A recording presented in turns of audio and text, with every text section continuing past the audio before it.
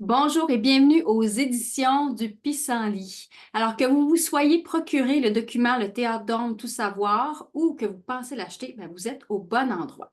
Aujourd'hui, je vais vous faire un petit tour du propriétaire. Mais avant de partir, sachez que si vous voulez retrouver une partie de la communication plus tard, vous pouvez vous fier à la description dans le bas de ma vidéo. Alors, c'est parti! On s'en va directement sur ma page d'accueil, ici sur mon site web. Donc, pour retrouver les ressources, c'est pissenlit.ca.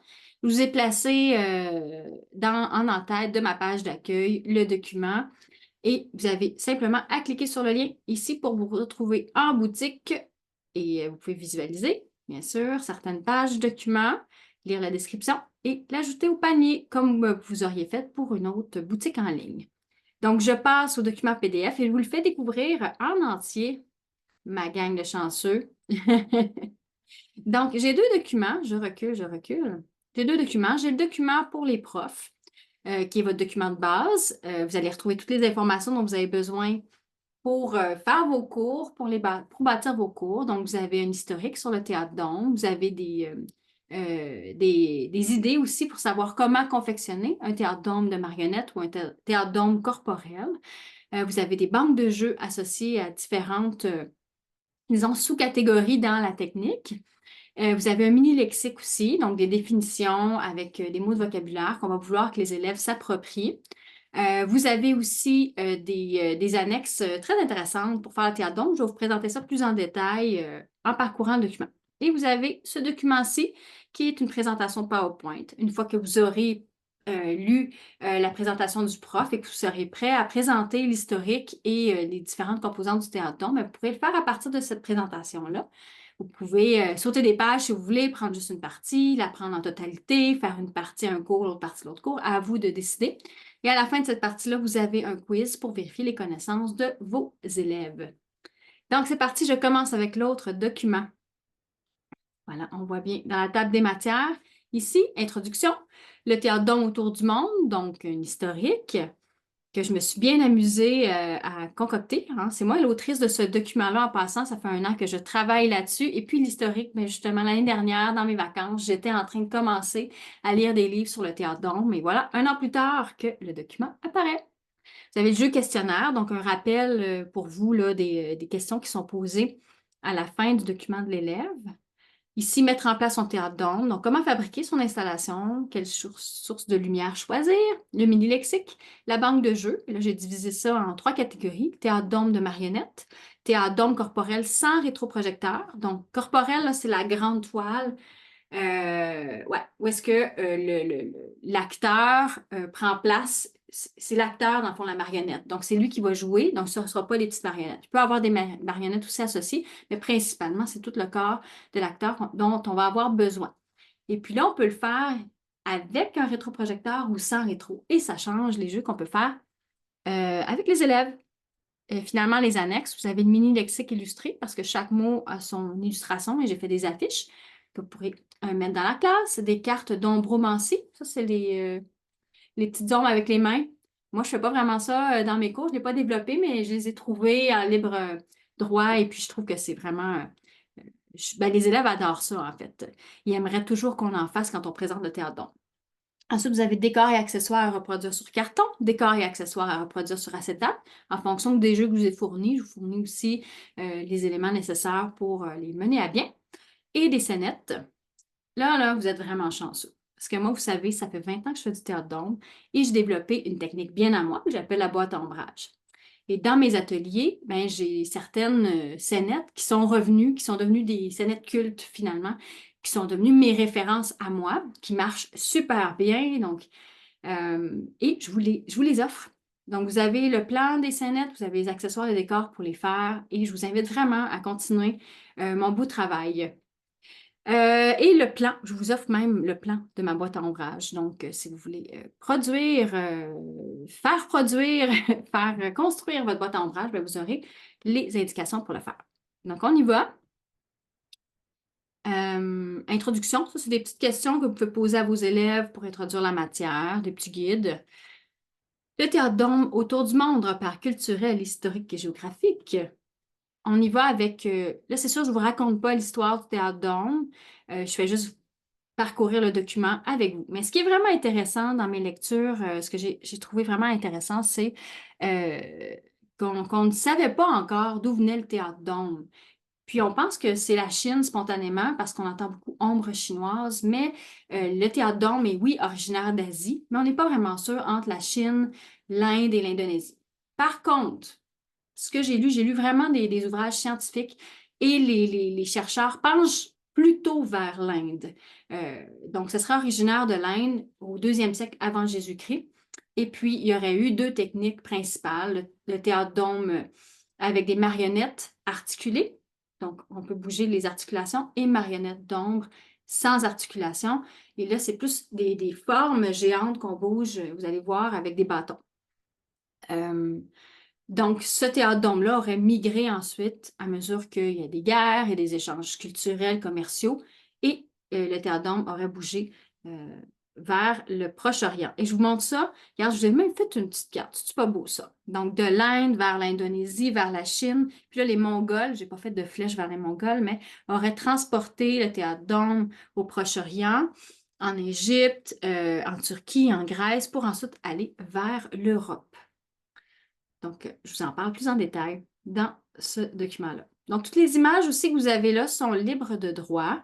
Donc, vous pourriez, vous, les réutiliser de la manière qui vous plaît en classe. J'ai écrit toutes les références là, en bas de commentaires. Donc, si vous cherchez, si vous tapez là, ce que j'ai écrit, vous pourriez les retrouver dans Google. Donc, ici, on a les marionnettes là, que je disais non articulées. Donc, c'est vraiment plus une technique dansée. On est plus dans le rite et dans la cérémonie religieuse aussi, contrairement aux marionnettes articulées.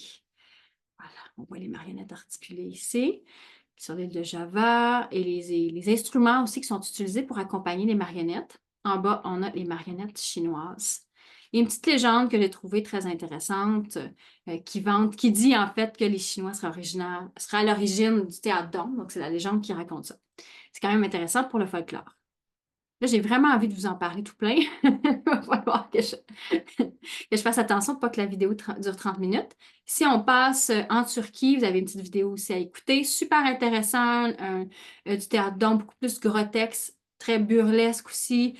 Une personne seulement derrière l'écran, on est plus dans l'improvisation, quelque chose d'irrévérencieux aussi parce qu'on est dans des civilisations qui étaient beaucoup plus rigides. Donc, le théâtre d'ombre servait à passer des idées, puis à faire lever la soupape, disons, si j'utilise la bonne expression. Donc, ça faisait du bien, le théâtre.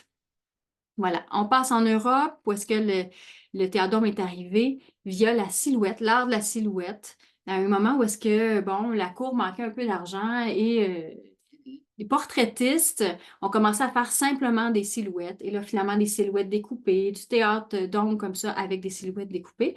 Et jusque ce que le théâtre d'ombre arrive finalement au Chat Noir, un théâtre, un cabaret illustre. Hein? Puis là, ben, je vous en parle, c'est vraiment, vraiment intéressant, toute cette section-là. Comment le théâtre d'ombre s'est développé, comment la matière, on a utilisé du cuivre, des découpages, la couleur est arrivée aussi. Même s'il y avait déjà de la couleur sur les marionnettes avant, maintenant il y en a dans les décors, on utilise du verre poli, les lumières changent, donc ça change aussi le théâtre. Et puis malheureusement, quand le cinéma arrive, ben, le théâtre d'ombre recule finalement comme en termes de divertissement. Donc les gens vont préférer aller vers la nouveauté, le cinéma, plutôt que le théâtre d'ombre. Voilà, on voit des exemples ici de marionnettes, de découpage. On voit ici en arrière-scène une photo prise dans les coulisses au Chat Noir. Voilà, je vous laisse regarder tout ça. Et puis de nos jours, le théâtre d'ombre ben, continue. La tradition se poursuit, mais très différemment. Et je vous laisse des exemples. Voilà, de ce qui se passe. Vous avez ma médiagraphie aussi, si vous voulez retrouver certaines références. Jeu questionnaire, donc 12 questions à poser aux élèves. Vous avez les questions à résumer ici.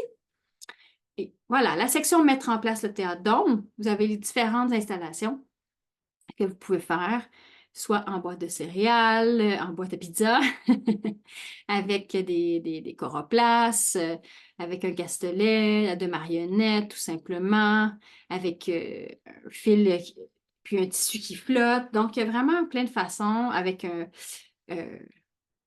voilà, ici, un support à photographe. Voilà, je passe rapidement les sources lumineuses. Ici, bon. Le mini-lexique, donc une définition par image. Voilà, vous avez toutes vos images. Et la banque de jeux. Donc, ici, on est dans la banque de jeux pour la marionnette. Et là, je ne vous donne pas tout, hein, parce que sinon, ça ne serait pas juste. Je vais vous l'acheter quand même. Mais je pense que ça va vous donner envie quand même que je passe les pages comme ça. C'est un document très complet. Banque de jeux sans rétroprojecteur. Donc, si vous avez juste une lumière de construction, un spot, il y a plein de jeux à faire aussi. Donc, je vous en décris quelques-uns ici. Puis la banque de jeux avec rétroprojecteur, qui est finalement mon médium de prédilection. Moi, j'ai appelé ça la boîte à ombrage, mais c'est du théodome corporel. Donc, ma toile, moi, elle a 12 pieds par 8 pieds. Là, donc ça, c'est les jeux. Mais là, je fais pas référence, je fais référence dans ces jeux-là aux scénarios, dans le fond, aux scénettes, qui sont dans les annexes plus loin. Donc là, vous avez juste comment faire le jeu pour que ça se passe bien. C'est mes petits conseils à moi. Voilà. Et les affiches que vous pouvez faire imprimer pour montrer aux élèves. Ici, comme ça. Les cartes dont je vous parlais. Donc, c'est encore des images libres de droit. Là, vous auriez pu les trouver, mais je vous ai trouvé vraiment les images les plus claires. Vous aurez juste à découper. Ici, quelques éléments à découper pour avoir du plaisir avec vos élèves. Mon dinosaure, et ça, mon dinosaure, je peux vous dire que c'est un succès. C'est le personnage qui a eu le plus de succès dans mes activités. Ici, le portail dont vous aurez besoin, le coffre au trésor, la cage. Et ici, quelques indices, disons, quelques informations pour vous aider à faire les décors. J'aurais pu passer beaucoup de temps à vous décrire comment faire des décors en boîte à ombrage, comment on a développé la technique avec Marie Tison, qui était une artiste qui a travaillé avec moi pour la création de tous nos spectacles. Mais là, j'ai manqué de temps, j'ai manqué Voilà, ça sera... ça pourrait être un cours complet, disons. Mais là, je peux vous montrer, j'en ai justement ici. Moi, j'utilise des sous-mains qui sont des... je vais vous montrer.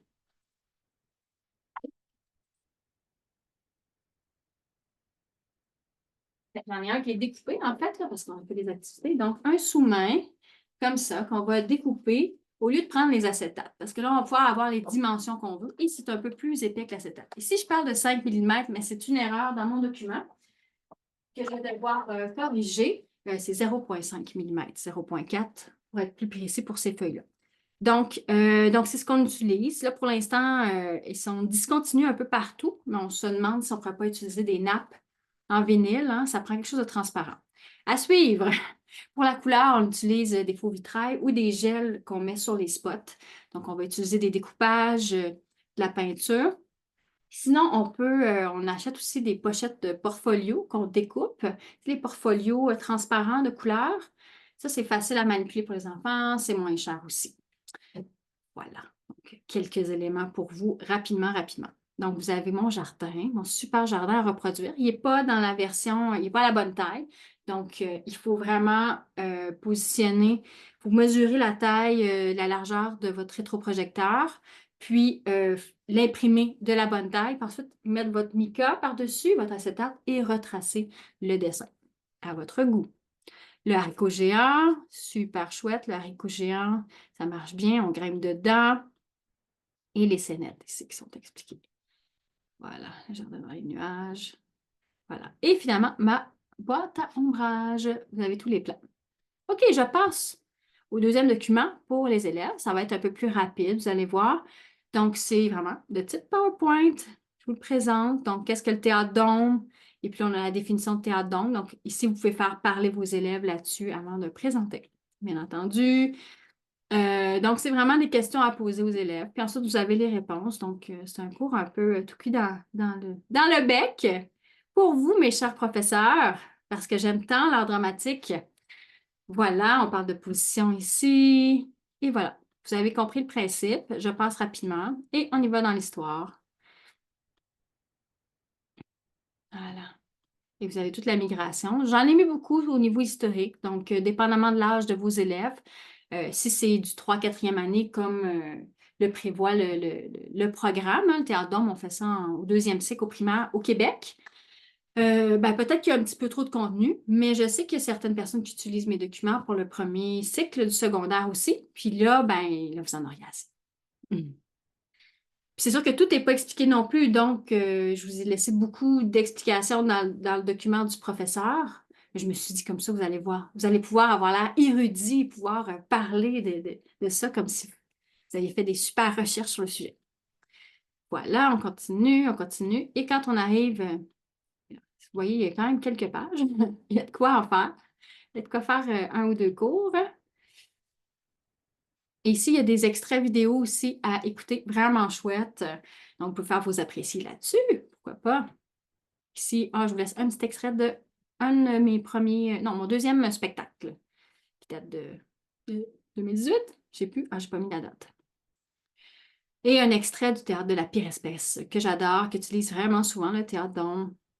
Jeu questionnaire, on y va en jaune. Et là, vous avez vos questions-réponses, questions-réponses. Et voilà, ceci conclut. Je vais fermer ici. Hop, là. Non, comment je fais?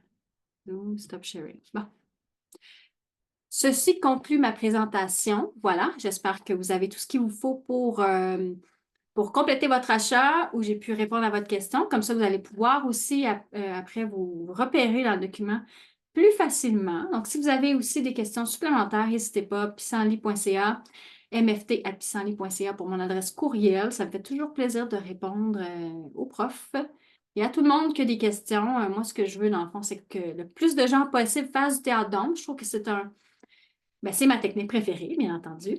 Pourquoi? Ben, en tant que grande timide, j'aurais voulu, je pense, faire du théâtre d'homme au départ. Je trouve que c'est très poétique. Moi, je l'utilise beaucoup comme dans un théâtre d'homme clownesque. Quand vous allez découvrir les scènes, vous allez voir, il y a beaucoup d'exagération. On est dans le drôle, on est dans la farce, on est dans la fin inattendue. Mais je trouve que c'est très accessible aussi au niveau des décors parce qu'une fois que tu as fait ton petit décor, il est tout petit, ça se range bien. Puis tu peux vraiment te transporter d'un monde à l'autre facilement. Puis il y a des procédés qui sont de l'ordre de la magie, je trouve. En tout cas, vous allez découvrir ça dans le document. C'est ce que je vous invite à faire avec vos élèves. Donc voilà, ben, je vous souhaite une bonne fin de journée et bon magasinage. Au revoir!